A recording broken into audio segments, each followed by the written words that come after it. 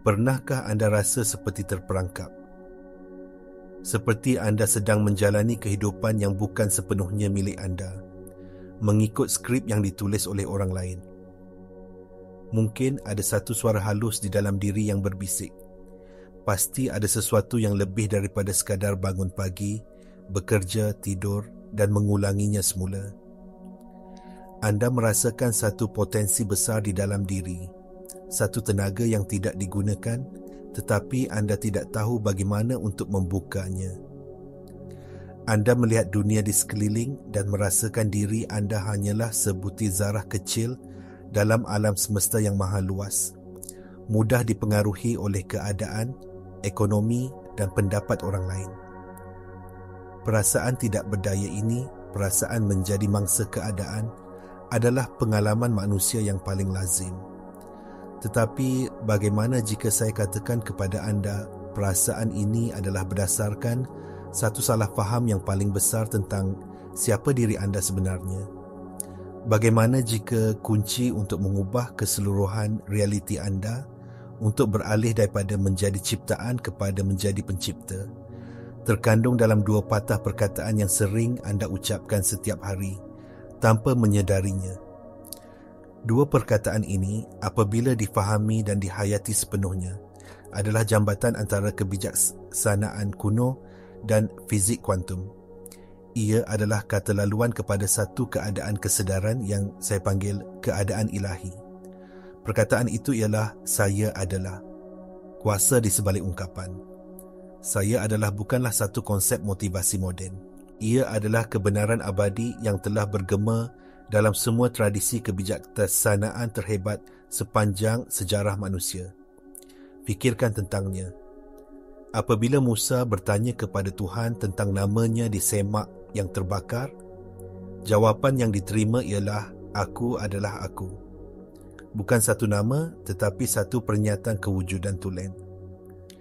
Yesus berkata, "Aku dan Bapa adalah satu," menunjukkan tiada pemisahan antara individu dan sumber ilahi. Dalam ajaran Buddha, terdapat konsep sifat Buddha, satu kesedaran murni yang sedia ada dalam setiap makhluk. Dalam falsafah Vedanta Hindu, salah satu ajaran utamanya ialah Tatwamasi yang bermaksud engkau adalah itu. Semua ajaran ini dari budaya dan zaman yang berbeza menunjuk kepada satu kebenaran yang sama. Anda bukanlah satu entiti yang terasing dan terpisah. Diri anda yang sebenar, identiti teras anda adalah satu ungkapan kesedaran tunggal dan universal yang menjadi sumber kepada segala ciptaan. Apabila anda berkata, "Saya adalah," ia bukanlah personaliti kecil anda yang bercakap. Ia adalah kesedaran alam semesta itu sendiri yang sedang mengenali dirinya melalui anda. Inilah mekanisme permulaannya. Dengan memahami ini, anda mula beralih dari melihat diri anda sebagai ombak yang kecil dan rapuh kepada menyedari bahawa anda adalah seluruh lautan yang luas. Jadi, jika kita adalah kesedaran yang maha kuasa ini, mengapa kita tidak merasainya setiap masa? Mengapa kita masih bergelut dengan keraguan, ketakutan dan rasa kekurangan? Jawapannya terletak jauh di dalam sistem operasi kita, iaitu minda separa sedar. Ahli neuroscience memberitahu kita bahawa sehingga 95% daripada tingkah laku, pemikiran dan emosi kita setiap hari dikawal oleh program-program dalam minda separa sedar. Program-program ini kebanyakannya dipasang pada zaman kanak-kanak kita, berdasarkan pengalaman, pemerhatian dan memori emosi kita. Jika anda membesar dengan sering diberitahu anda tidak cukup baik, atau melihat ibu bapa anda bergelut dengan wang, atau mengalami penolakan minda separa sedar, anda merekodkan ini sebagai kebenaran. Ia membina identiti di sekeliling idea-idea, seperti saya tidak layak, saya sentiasa kekurangan, atau saya tidak disayangi. Sains epigenetik juga menunjukkan bahawa emosi dan kepercayaan yang berterusan ini boleh mempengaruhi ekspresi gen kita, secara literal memprogramkan badan kita untuk berada dalam keadaan bertahan hidup. Jadi, wujud satu konflik besar. Secara sedar, anda mungkin cuba mengesahkan, saya adalah kaya, tetapi program separa sedar anda yang berusia berpuluh-puluh tahun menjerit, tidak, kita miskin dan sentiasa bergelut. Ketidakselarasan getaran inilah yang menghalang manifestasi dan membuatkan kita terperangkap dalam kitaran yang sama. Untuk membuat anjakan kuantum, kita tidak boleh melawan minda separa sedar dengan kekerasan. Kita perlu melangkaunya. Caranya bukanlah dengan mengulang-ulang afirmasi secara paksa, tetapi dengan kembali kepada keadaan sebelum identiti dicipta. Inilah langkah praktikalnya. Duduk diam untuk beberapa minit setiap hari. Tutup mata anda. Alih-alih berkata, saya adalah sesuatu, cuma rasakan kewujudan di sebalik perkataan. Saya adalah. Rasakan kesedaran yang senyap dan pegun, yang sedang menyedari nafas anda, yang sedang mendengar bunyi di sekeliling. Jangan letakkan sebarang label padanya. Ia bukan gembira, bukan sedih, bukan letih. Ia hanya ada. Inilah keadaan potensi tulen. Di sinilah fizik kuantum memberikan analogi yang menakjubkan melalui eksperimen Dwebi celah. Dalam eksperimen ini, zarah seperti elektron berkelakuan sebagai gelombang kemungkinan yang tidak terbatas apabila ia tidak diperhatikan. Tetapi sebaik sahaja pemerhati mengukurnya, gelombang itu runtuh menjadi satu zarah di satu lokasi yang spesifik. Fikiran kita adalah pemerhati itu. Apabila anda melabelkan diri anda dengan berkata, saya adalah lemah atau saya adalah miskin, anda sedang mengambil gelombang potensi tak terhingga dari kesedaran. Saya adalah dan meruntuhkannya menjadi zarah realiti yang terhad. Sebaliknya, apabila anda hanya berehat dalam kesedaran tulen, saya adalah tanpa definisi, anda kekal dalam keadaan gelombang, dalam medan kuantum segala kemungkinan di mana apa sahaja boleh diwujudkan. Sebenarnya, anda mungkin sudah pun menerima petunjuk-petunjuk bahawa kesedaran anda sedang bersedia untuk anjakan ini. Alam semesta telah pun menghantar jemputan kepada anda. Adakah anda pernah mengalami saat-saat di mana anda melihat sesuatu yang biasa, seperti matahari terbenam atau senyuman seorang kanak-kanak, dan tiba-tiba anda merasakan satu kehadiran yang tidak terhingga, satu perasaan kagum yang mendalam, seolah-olah anda sedang menyaksikan keajaiban? Atau mungkin anda pernah mengalami episod pengetahuan spontan, di mana jawapan kepada satu masalah yang rumit tiba-tiba muncul di fikiran anda entah dari mana, dengan jelas dan pasti. Mungkin anda pernah berasa sempadan antara diri anda dan orang lain atau alam semula jadi menjadi kabur, merasakan satu kesatuan dengan segala-galanya. Atau mungkin anda mengalami ledakan kreativiti yang mengalir tanpa sebarang usaha, di mana idea-idea datang melalui anda, bukan dari anda.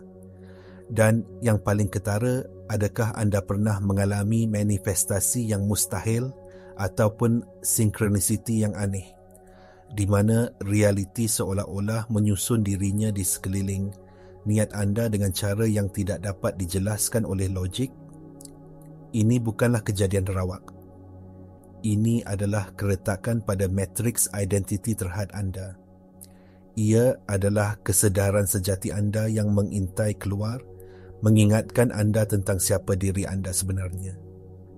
Ia adalah bukti bahawa frekuensi anda sedang meningkat dan anda sedang bersedia untuk mengenali keadaan ilahi sebagai rumah anda. Setiap daripada kita pasti akan bertanya, jika saya adalah kesedaran yang berkuasa ini, mengapa saya perlu melalui begitu banyak kesakitan dan penderitaan dalam hidup saya? Ini adalah soalan yang paling penting dan jawapannya mengubah segala-galanya. Penderitaan bukanlah satu hukuman. Ia adalah satu proses penyucian. Setiap cabaran, setiap kekecewaan, setiap kesakitan hati yang anda alami mempunyai satu tujuan yang lebih tinggi, untuk menghancurkan ego, iaitu identiti palsu yang anda sangka adalah diri anda. Fikirkan tentangnya. Apabila anda kehilangan pekerjaan, ia menghancurkan identiti. Saya adalah kejaya saya. Apabila hubungan berakhir, ia menghancurkan identiti. Saya adalah pasangan seseorang. Apabila anda gagal, ia menghancurkan identiti. Saya adalah seorang yang berjaya. Kehidupan melalui kesukaran secara sistematik menanggalkan setiap label yang anda lekatkan pada ungkapan tulen saya adalah. Ia adalah satu bentuk kematian ego yang dikawal silia. Ia membersihkan segala-gala yang bukan anda, supaya apa yang tinggal hanyalah kebenaran yang abadi, kesedaran itu sendiri. Jadi, bagaimana kita mengintegrasikan pemahaman ini setiap hari? Mulakan pagi anda bukan dengan memeriksa telefon, tetapi dengan duduk diam dan merasakan kehadiran. Saya adalah di dalam diri anda. Apabila satu cabaran muncul pada siang hari, sebelum anda bertindak balas dengan pemikiran, saya adalah tertekan, berhenti sejenak, ambil nafas. Kembali kepada perasaan kewujudan yang senyap itu. Dari ruang ini, anda tidak lagi bertindak balas dari personaliti yang terhad, tetapi bertindak dari kebijaksanaan tak terhingga. Peralihan kepada keadaan ilahi ini bukanlah satu peristiwa sekali sahaja. Ia adalah satu amalan. Akan ada hari-hari di mana anda akan lupa. Anda akan terperangkap semula dalam drama personaliti anda. Dan itu tidak mengapa. Keraguan akan muncul. Fikiran seperti ini semua karut atau ia tidak berkesan untuk saya akan datang. Fikiran-fikiran ini hanyalah program lama yang cuba mempertahankan kuasanya. Jangan berlawan dengannya. Lihat ia seumpama awan yang lalu di langit yang luas. Anda bukanlah awan itu, anda adalah langit. Anda adalah kesedaran yang memerhatikan fikiran itu. Di sinilah konsep resonans dalam mekanik kuantum menjadi sangat relevan. Setiap pemikiran dan emosi mempunyai getaran atau frekuensi. Keraguan dan ketakutan bergetar pada frekuensi yang rendah. Kesedaran tulen. Saya adalah bergetar pada frekuensi tertinggi, frekuensi sumber segala ciptaan. Apabila anda secara konsisten memilih untuk kembali kepada keadaan, saya adalah, anda sedang menala diri anda seperti garpu tala kepada frekuensi alam semesta melalui undang-undang resonans. Apa sahaja di sekeliling anda yang tidak sepadan dengan frekuensi itu mesti berubah atau pergi. Orang, situasi dan peluang yang sepadan dengan frekuensi baru, anda akan mula ditarik ke dalam hidup anda seolah-olah oleh sihir. Inilah sebabnya mengapa perubahan dalaman sentiasa mendahului perubahan luaran. Berkomitmenlah kepada amalan ini. Jadikan pertemuan dengan kesedaran saya adalah anda sebagai janji temu yang paling penting setiap hari. Kita telah sampai ke penghujung perbincangan ini. Tetapi ia sebenarnya adalah permulaan perjalanan sejati anda. Mesej utamanya ialah ini, anda bukanlah seorang manusia yang mencari pengalaman rohani. Anda adalah kesedaran rohani tak terhingga yang sedang mengalami pengalaman sebagai manusia. Identiti anda bukanlah badan anda, bukan nama anda, bukan pekerjaan anda dan bukan kisah hidup anda. Semua itu adalah sementara. Identiti sejati anda adalah kesedaran abadi yang memerhatikan semua itu. Kesedaran tulen di sebalik kata-kata saya adalah. Inilah kebenaran yang sama yang diajar oleh para mistik dan kini dibayangkan oleh ahli fizik kuantum. Medan kuantum bukanlah sesuatu di luar sana. Ia adalah diri anda. Memahami dan menghayati ini adalah anjakan paling radikal yang boleh anda buat. Ia adalah peralihan daripada menjadi kesan kepada menjadi punca. Ia adalah peralihan daripada menjadi ciptaan keadaan kepada menjadi pencipta realiti anda. Keadaan ilahi bukanlah sesuatu yang perlu anda capai atau usahakan. Ia sudah pun menjadi siapa diri anda. Ia hanya menunggu untuk diiktiraf. Kunci untuk membuka pintu bukanlah usaha, tetapi penyerahan diri kepada kebenaran yang sentiasa ada di dalam diri anda. Jadi, saya menjemput anda sekarang, ambil nafas dalam-dalam. Dan bisikkan kepada diri anda bukan sebagai satu pemikiran, tetapi sebagai satu perasaan yang mendalam, saya adalah. Rasakan kuasa, keheningan dan potensi tak terhingga di dalamnya. Ini adalah rumah. Selamat pulang. Sebagai satu pengisytiharan ingatan anda, tinggalkan komen di bawah dengan 2 perkataan itu. Saya adalah. Kongsikan video ini dengan seseorang yang anda rasa sudah bersedia untuk bangkit dan mengingati kebenaran diri mereka.